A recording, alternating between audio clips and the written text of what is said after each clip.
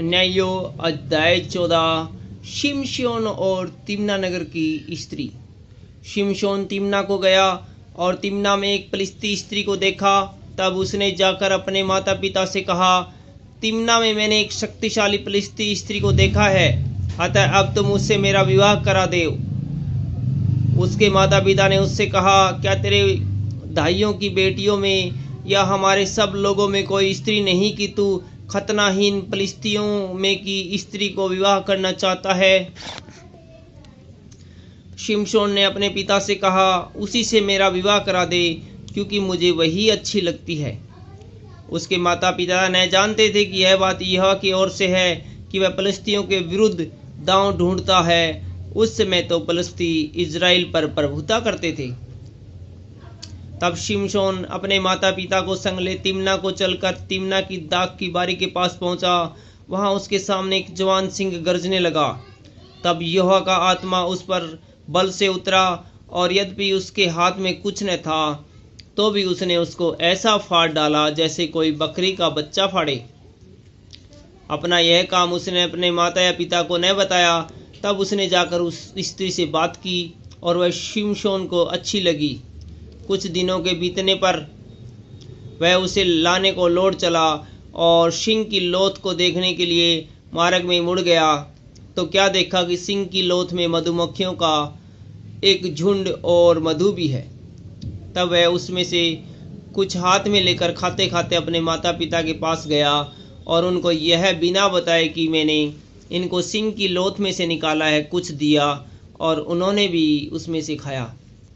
तब उसका पिता उस स्त्री के यहाँ गया, और शिमशोन ने जवानों की रीति के अनुसार वहाँ भोज किया। उसको देखकर वे उसके संग रहने के लिए 30 संगियों को ले आए। शिमशोन ने उससे कहा, मैं तुमसे एक पहेली करता हूँ, यदि तुम इस भोज के 7 दिनों के भीतर उसे बूझकर अर्थ बता दो, तो मैं तुमको 30 कुर्ते और 30 जोड़े कपड़े दूंगा, और यदि तुम उसे न बता सको तो तुमको मुझे 30 कुर्ते और 30 जोड़ी कपड़े देने पड़ेंगे। उन्होंने उससे कहा, अपनी पहेली कहे कि हम उसे सुने।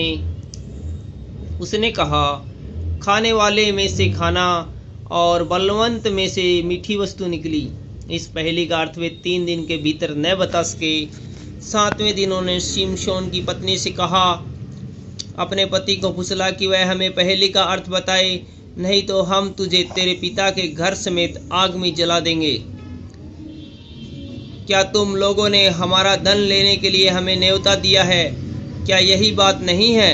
तब शिमशोन की पत्नी यह कहकर उसके सामने रोने लगी, तू तो मुझसे प्रेम नहीं बैर ही करता है। तूने एक पहेली मेरी जाति के लोगों से कही, परंतु मुझको उसका अर्थ भी नहीं बताया। उसने कहा, मैंने उसे अपने माता पिता को भी नहीं बताया, फिर क्या मैं तुझको बता देता। भोज के 7 दिनों में वह स्त्री उसके सामने रोती रही, और 7वें दिन जब उसने उसको बहुत तंग किया, तब उसने उसको पहेली का अर्थ बता दिया। तब उसने उसे अपनी जाति वालों के लोगों को बता दिया।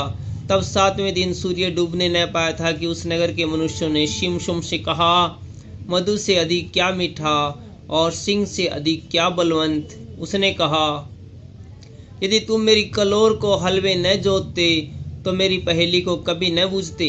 तब यहोवा का आत्मा उस पर बल से उतरा, और उसने अस्कलोन को जाकर वहां के 30 पुरुषों को मार डाला, और उसका धन लूटकर 30 जोड़े कपड़ों को पहेली के बताने वालों को दे दिया।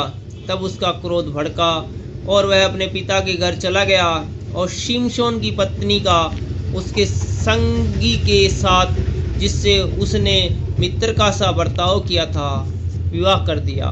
Thank you.